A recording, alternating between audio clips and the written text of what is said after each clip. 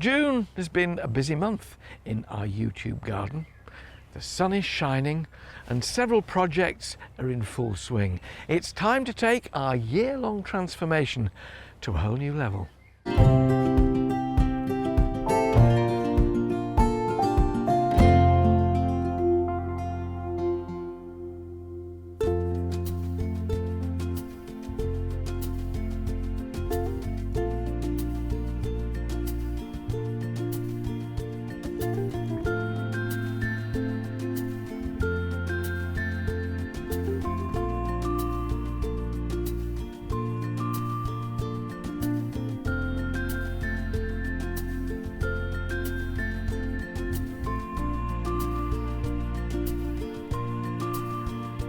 So how do you decide what to plant? Well, you pick things you like the look of, but you also check, because there's lots of information on labels, that they will like your soil and situation.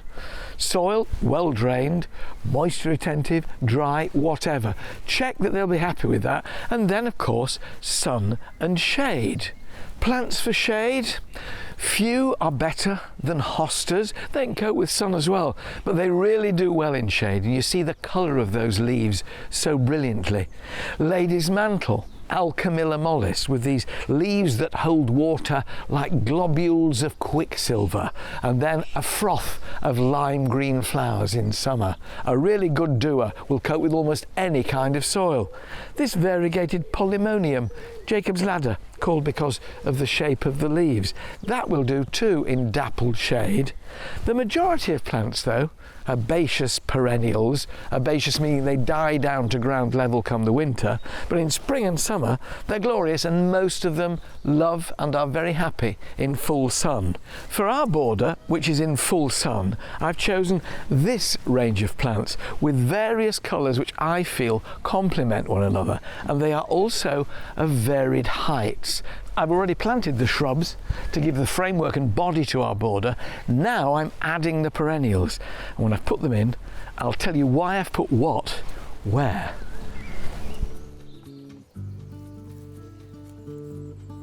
I really enjoy the placing out of the plants before I plant anything. Get them all set out, then you don't end up with half the border being planted and the other half, oh, it's not quite working over here. Hello, duck. Once they're all there and you think that will look good, then you can start at one end and plant right the way through. If funds are short, remember that all these perennials can be propagated by division. Ask your friends for bits of the clumps they've got in their garden, and you can end up doing a bed or a border for next to nothing. Distances apart, somewhere between a foot and 18 inches, depending on how big they will eventually grow. I want something that looks good now, but has still got room for them to spread a little bit over the next couple of years. There we are. Now the general rule of thumb is tallest at the back, shortest at the front, but you can create bays in between them. And the tall ones at the back, the very tallest, 6 or 7 feet, not at the moment, but they're there like coiled springs waiting to push up. Delphiniums, those great tall spires of blue or purple or white, glorious. In front of them, the fluffy flowers of Thalictrum with its foliage that looks a bit like an aquilegia, and these powder puffs of flowers. Foxgloves here, white ones with purple spots. You can get these in all kinds of colours, from pink through apricot to this glorious yellow and creamy white. Then we go down a level to the sort of middle of the road. Here we've got catmint, Nepeta, and over there some perennial salvias. Cirsium rivularis, sorry, bit of Latin, that glorious thistle-looking thing, and they're sort of mid-height. And then at the front, I've gone down to a low rosemary, some little achilleas, relative of the yarrow, and lovely, one of my favourites, which sort of splits the difference between the middle and the front, geum, that glorious one called Mai Tai, with double flowers of a pale, dusky tangerine. I've used quite a lot of plants in this border because I love them, but I may have used 30 plants, but not in 30 different varieties. Try and have at least 3. It doesn't matter whether it's an odd number or an even number, your eye won't see that, but then you have greater impact from a little drift. So they're all in 3s or 4s or something like that, and that way you get much more cohesion in your border rather than this dotty effect. Colour schemes are very subjective. Plant what you like next to something you like the combination of. They can be strikingly contrasting, like the purple thalictrum and the bright yellow choisy as Sundance, or they can complement one another more, rather like the geum next door to the lavender there. Different colours, but somehow they work because they're all relatively pastel in their shades. And this is a cottage garden, so I've gone for a sort of cottage garden mix. They will thicken up, and over the next couple of years it'll be a solid mass of colour. By then, the shrubs will have grown a bit, and you may have to dig up some of the perennials in either autumn or early spring, divide them and replant them because the shrubs will be elbowing them out. That's gardening.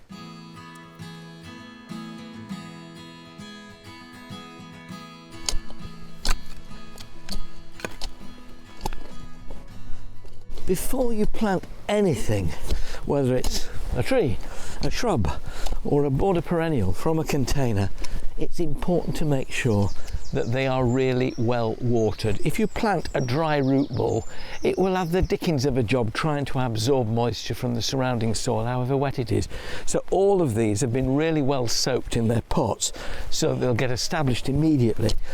Depth of hole, so that the top of the root ball ends up being at exactly the same level as it is in the pot. Support the crown of the plant, ease the pot off. You can see now it's nice and soggy, and oh gosh, isn't that going to give a sigh of relief when it gets out into that soil and it can root outwards. Good root ball into the hole. That's perfect, it's exactly the right depth, not too high, not too low. Push the earth around it, push your fingers in so there are no air pockets, and then when you've been right the way around the plant, pushing it down. Don't rush, take your time, enjoy the process.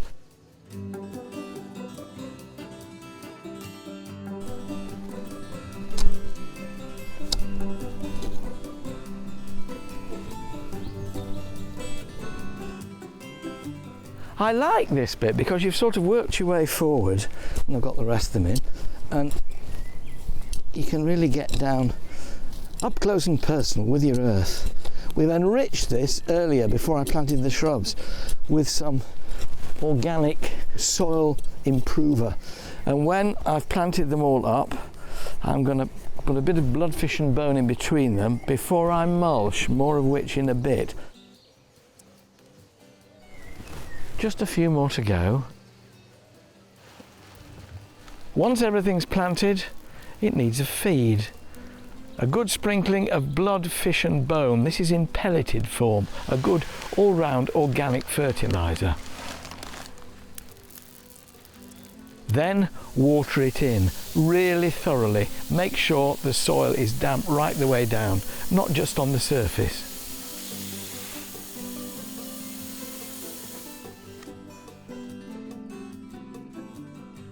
And the finishing touch, a really practical one. This is composted bark. You can use chipped bark if you want. This is slightly finer. It will rot down more quickly, but in the meantime, any kind of bark or surface mulch like this, about 1 inch to 1.5 inches thick, will seal in that moisture you've put there, give the fertiliser a chance to go into action, and make sure that these plants grow away rapidly. Even moisture is what plants need to grow. The rain will come down, wash through this mulch area here, and take the fertiliser with it. And in this kind of weather, with showers forecast, they should get away really well.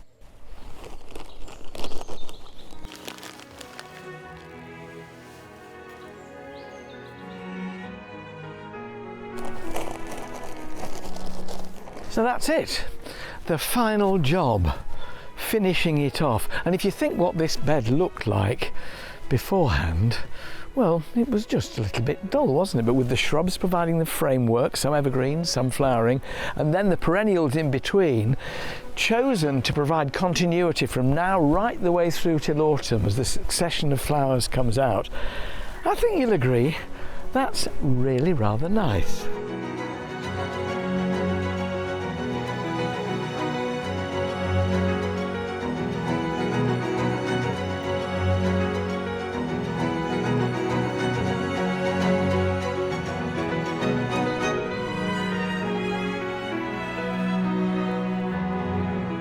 Anybody can do this. If you just think it through, follow these basic steps, there you have a border that will really entertain you from spring until autumn.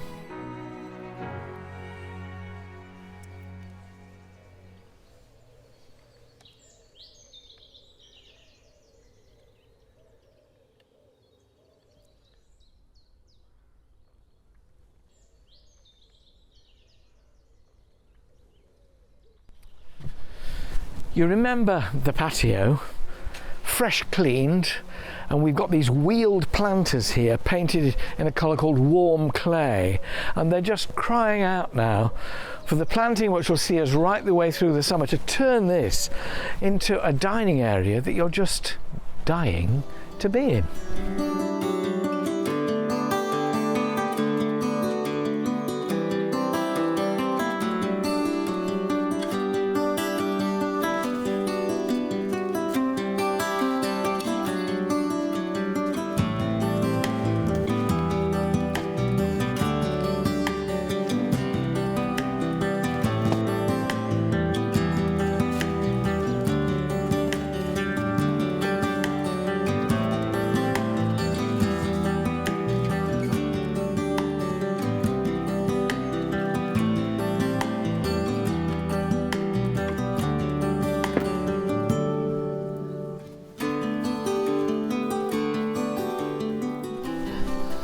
I'm starting off by putting in some sort of framework plants. Always a good idea to get them standing up straight and keep going back and having a look when you get a stem like this. So my main sort of focal pointy bits in, and then I'll fill in around them. I want height, I want to create sort of floral and foliage walls, something which is giving you a kind of stained glass window effect that you can look through and still see a bit of structure. These are standard lollipop versions of Ilex crenata, that small leaved holly. Doesn't get box blight, doesn't get box moth, but looks very similar. And down here, these little golf balls of Pittosporum, both of them evergreen, so these can stay in all year round, and when the summer flowers fade, you can either leave them in if you like them as perennials, or you can whip the summer flowers out and replace them with autumn, winter and spring plants. So that's that one on its way. I'll have a go over there now. You see what I'm trying to do? Just get a bit of height out of it as well. And the great thing about this colour here, this warm clay, is that it shows off plants of almost any colour and even green foliage. I'm pleased with it as a colour.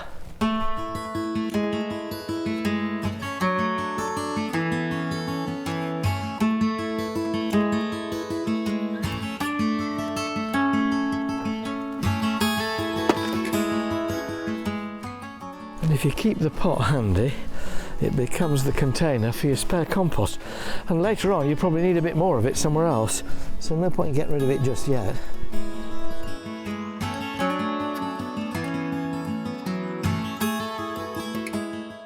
And now I can put a little bit back in there. Always firm in around it, not rock hard, but just making sure with your fingertips that there are no air pockets around it, otherwise it'll dry out.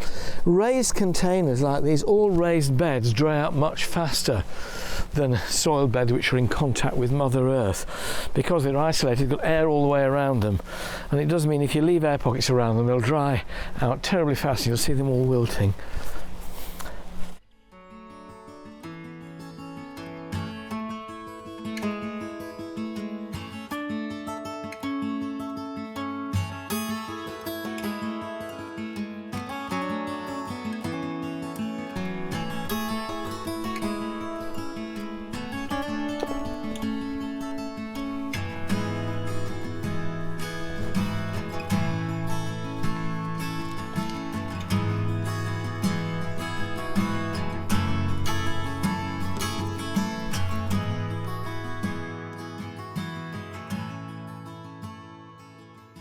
I've arranged the troughs in this formation rather than just in long lines, in that I wanted to sort of create the feeling of a room with walls that surround it but don't restrict you when you're dining or get in the way of the quite hefty table and chairs that have got to come in. So by doing this, but doing a little bit out there, I do get this feeling of enclosure and at the same time being able to see through. And I've added into this trough, all four of them, a good compost mix, multi-purpose, organic, peat-free, but with added johnniness, which gives it a bit more stability, a bit more weight, but also it hangs on to nutrients for longer because there's a bit of loam in there, as well as just being organic matter, which is much lighter, fluffier, and not quite so good at hanging on to moisture for long periods of time. Of course, if you decide when you get to the end of your planting, oh, I wish I'd moved that a bit further over, you can, because they're on casters. You can change the scene every day if you want and really move them around, which is quite fun. Foxgloves are really useful plants in either sun or dappled shade, and here they're making this sort of semi-permeable wall that we'll be able to look through. You can use lots of tall plants in situations like this. I wouldn't choose delphiniums or lupins because they're fairly short-lived in terms of their flower and also pretty brittle in the wind. These flex about a bit. Another one to use is Verbena bonariensis, you know, the thin wiry one with little tiny pom-poms of purple flowers on the top that butterflies and bees love. They will flower their socks off right the way through the summer. Lavender is perfect for this situation because it loves full sun, it adores sharp drainage, it'll get that in these raised containers, and when you brush past it and come for your morning coffee, your afternoon tea or whatever, you get that glorious fragrance rising to your nostrils. I love working out how plants work well together. Look at the golf ball here of pale green pittosporum and the purple of the lavender, and seeing the one through the other. We don't look and observe nearly as much as we should in life, and little simple things like that give me a ridiculous amount of pleasure.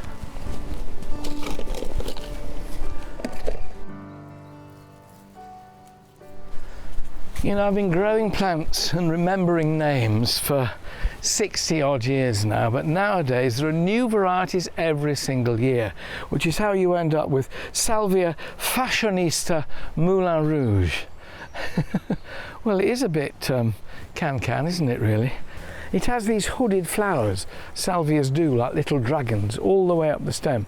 And there's quite a few more to come. You've got side shoots down here that will carry even more, which continues the succession of bloom right the way through the summer. And I thought it would work quite well against the lavender of the lavender.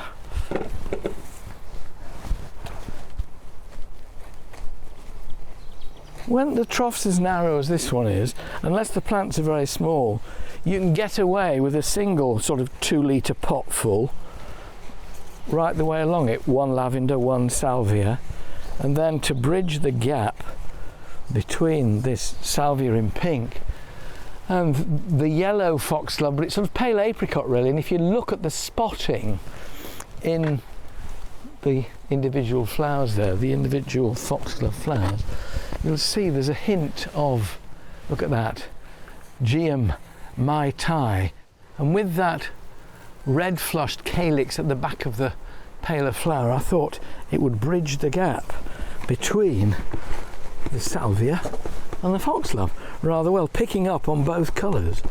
That's the theory, and I think it works in practice.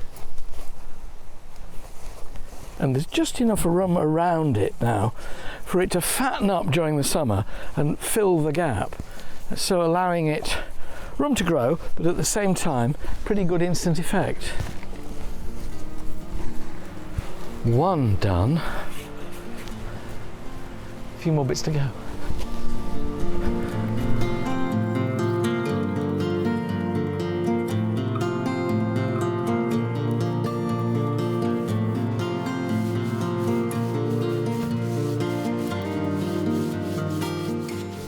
I've chosen the furniture for our newly restored patio, good sturdy table with a hole for an umbrella when it gets too hot and sunny, and 2 really good benches. They come in the natural state, treated but just raw timber, and I wanted to paint them just to give the kind of feeling of a little bit specialness over in that corner. Now I could have gone for warm clay, which is the colour I used in the troughs themselves, but I thought to complement the warm clay and be a bit different, I'd go for this. And this is evergreen. I started painting them yesterday. I've left a bit so you can see what colour the timber is before you apply the paint. This is a really sturdy table and benches, pressure treated, so it will last outside for many years without being painted. But if you want to change its colour, get yourself a good quality exterior paint and have a bit of fun.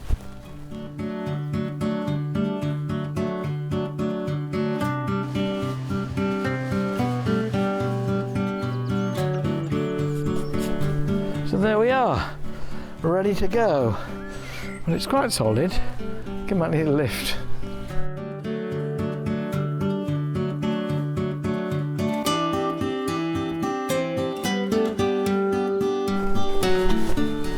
Sturdy, isn't it?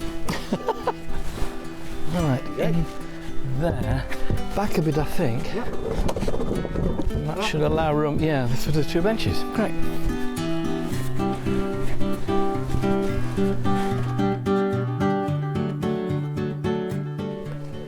Will it fit? Yeah, there we are. Fab. Sure it's square. Thanks, Matt. One finishing touch, and we're there. There we are. Flowers cut from the garden.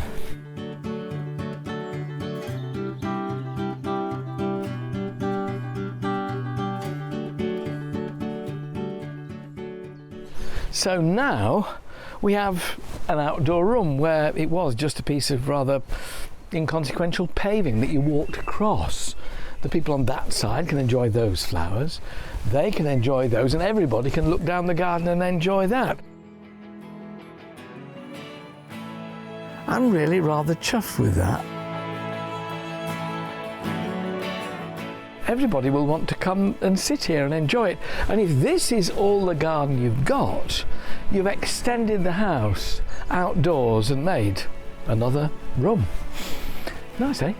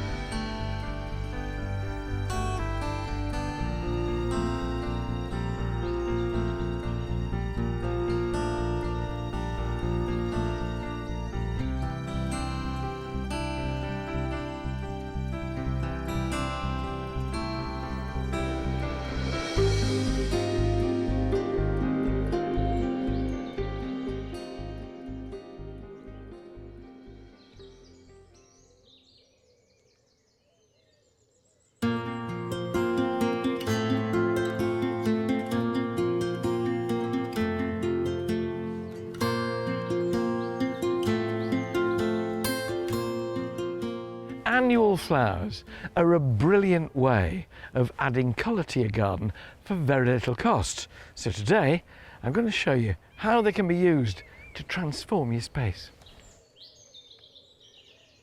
So what is an annual flower? Well, an annual plant is one which completes its life cycle within the space of 12 months, as opposed to perennials which live indefinitely, and biennials which are sown one year to flower the next. So annuals we tend to sow in very early spring, they flower in the summer, and then when the frosts come they die. Hardy annuals can cope with a bit of cold weather. Half-hardy and tender annuals are susceptible to frost and will die. So there you are in a nutshell. I was very grateful for annual flowers when I first got married because we hadn't got very much money. and we had a garden, a tiny weeny one, on sandy soil, and I got some packets of seeds, like these pot marigolds, calendulas, and I sowed them in the soil exactly where they were to grow, and they came up. And they cost me next to nothing. That was the time when we used to save 10p a week with the butcher to buy a Christmas joint. You get my feeling? Right, okay. And that means I've always had a great soft spot for them. They helped me out when I wanted colour in my garden and I didn't have much in the way of money. Here, I've got some annual plants that we sowed from seed way back in February, March. And most of these here, like the cosmos and the poppies, are a little bit tender to frost. But calendula, the pot marigold, this is really quite tough, and you could sow this outside in little rows or sprinkle it between the plants in your borders, and it will come up being direct sown as a hardy annual. So the seeds arrived in the new year. They'll then turn up in a little box like this, here in what looks like an old shampoo sachet. You're probably too young to remember them, but this is for a very good reason. This keeps them fresh, and it'll tell you on here, sow by June 2028. So you can tell they're going to stay really fresh in these hermetically sealed packets. What we did then, back in March, was to sow them in seed compost. They were watered in and then kept gently moist right the way through until germination, when the first little shoots came up through the surface of that compost. And during May, particularly towards the end of the month, they can be hardened off, stood outside during the day, brought back in at night to protect them from any frosts, and once the danger of frost is past, then they can be left outside and you can get round to actually planting them. Another great thing about annual flowers, apart from the fact that they're easy to raise and economical, is that they'll give you almost instant colour among your perennials and the shrubs in your existing borders. They're good gap fillers at very little cost. And if you suddenly find yourself in June, July with a hole in a bed or border, go to annuals, because they'll give you that instant hit. But for now, I'm really grateful for a splash of orange.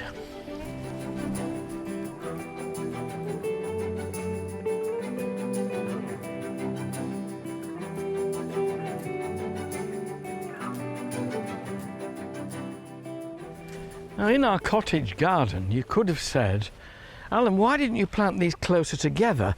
Because then you wouldn't have had any gaps.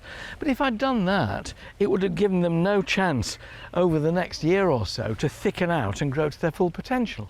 And also, perennials are more expensive than seed-raised annuals, so this is both practical and economical. And being a cottage garden, nobody minds a bit of contrast and a bit of brightness. It doesn't all have to be perfectly, subtly colour schemed. So I can fit in with these purple salvias here, some bright orange pot marigolds.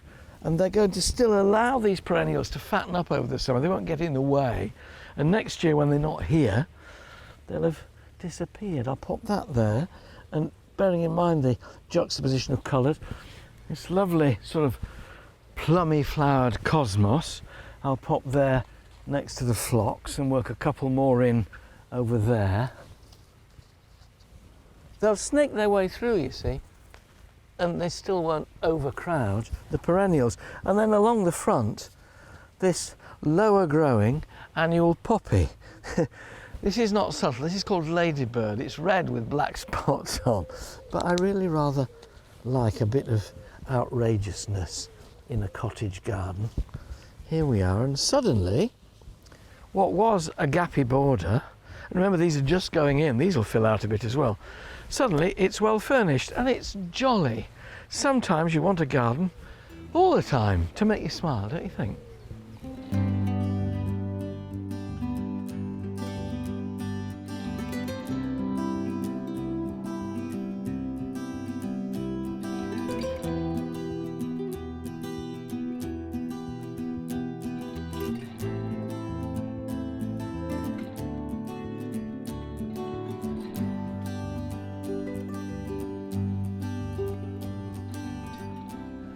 Now, you know, I always say read the label when you're planting anything to find out how tall it grows.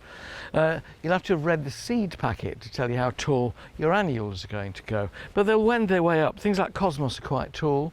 The calendulas about the height they are now. And these little poppies that are going in here, ladybird, they're quite small. So just get in your head roughly how big they're going to grow. And they'll find their way through one another. But what you don't want is to find your little poppy put back there and becoming swamped. With all of them, the most important thing is you water them really well in these little pots before you plant them, and then once planting's over, give them another watering in. When it comes to soil enrichment, I beefed up this border, if you remember, early on when we planted the perennials, with lots of soil improver to give them something to get their roots into. Annuals quite like poor soil. Put too much manure in for them and they get too beefy with fewer flowers. Here, now, several weeks on from planting the perennials, this soil will be absolutely fine without any additional enrichment. So I'm just sneaking these little annuals in between and they'll have quite enough sustenance.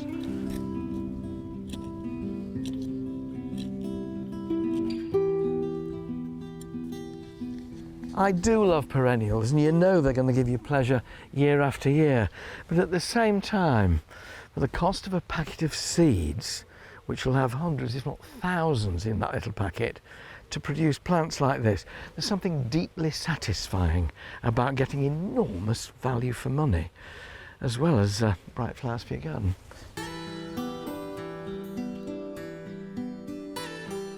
These plants will really enhance our garden this summer, but I want to look ahead to next year as well, and there's one kind of flower that I can sow now that will do exactly that.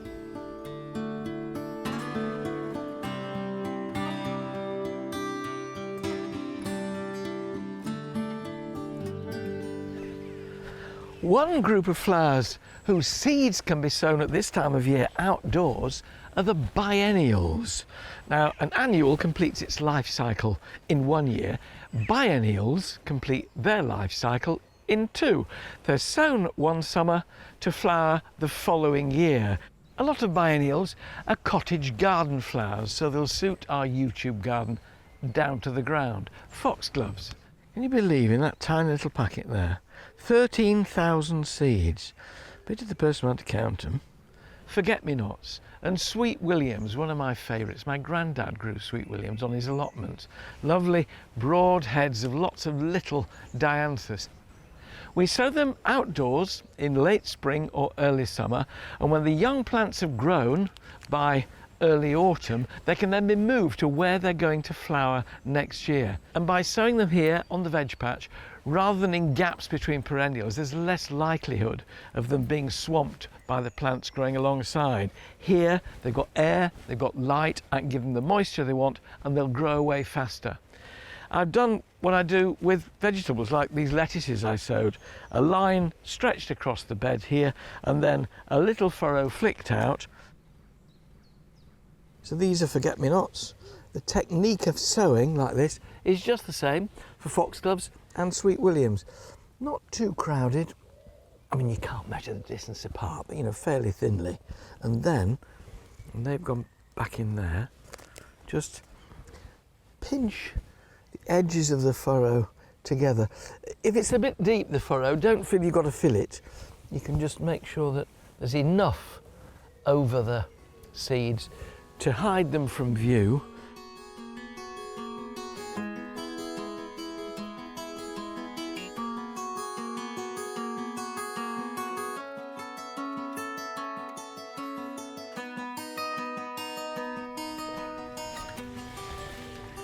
Some people like to water the base of the drill, the little furrow, before they sow, and then rely on capillary action to pull the water up through the soil that's been put back.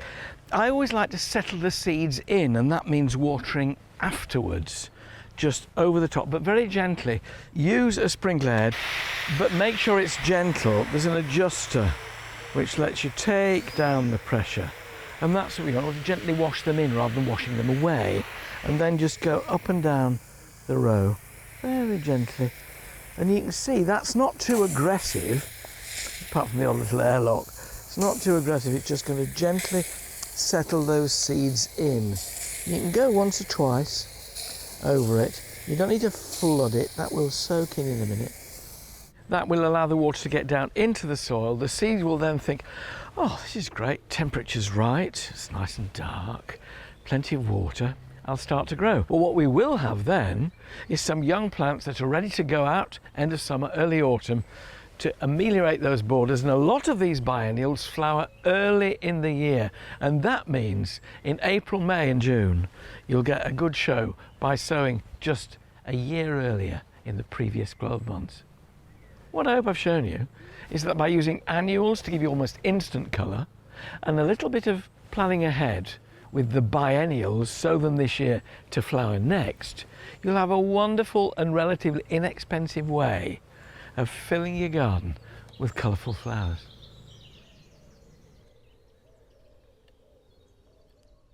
There's nothing I love more than sharing my passion for gardening with you, so why not subscribe? I'm posting new videos every week.